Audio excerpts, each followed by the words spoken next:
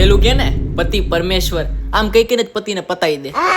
મતલબ બિચારો કામ પર જાય તો એના શેઠ બબડે, અને બિચારો ઘરે આવે તો એના મમ્મીને ને બાયડીના ડખા ખખડે. ક્યાં જાય? પતિ ગયેલો પતિ જો માં સાઈડ થાય તો માવડિયો, અને બાયડી સાઈડ થાય તો બાવડિયો. હે? પતિની જિંદગી એટલે ધીમે ધીમે પતન થવાનો રસ્તો. વાત સહી છે. અને આના લીધે જ બૈરાઓને કોઈ હાર્ટ એટેક નથી આવતા. હા, મતલબ પુરુષોને જ હાર્ટ એટેક આવે છે. હાચે ધોબીના કૂતરા જેવી જિંદગી હોય જો સાહેબ, ના ઘરનો ન ઘાટનો. તમે કોઈ દી પતિની સંધિ છૂટી પાડી છે? પ પ્લસ અતિ, પરણ્યા પછી અંત સુધી.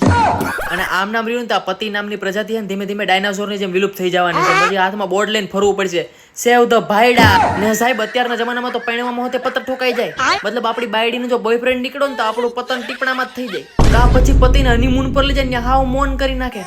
પણ સાહેબ પરણેલા પુરુષમાં એક શક્તિ હોય છે જેને કહેવામાં આવે છે સહન શક્તિ. મતલબ રવિવારને દિવસે રજા હોય ને ત્યારે એક દિવસ બી શાંતિ ન હોય. રજાના દિવસે ચીંટુના ચોપડા ને કપડામાં, ઘરે આવીને બાજરીના રોટલામાં, અને પછી બાયડીનો માર ખાઈને બાજુવાળાના ઓટલામાં.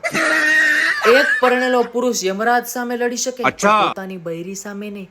કેમ કે યમરાજ તો ખાલી મારી જ નાખશે, પણ આપણી બૈરી શાંતિથી જીવવાય ન દે, અને કરવા ચોથના વ્રત કરી કરીને મરવાય ન દે.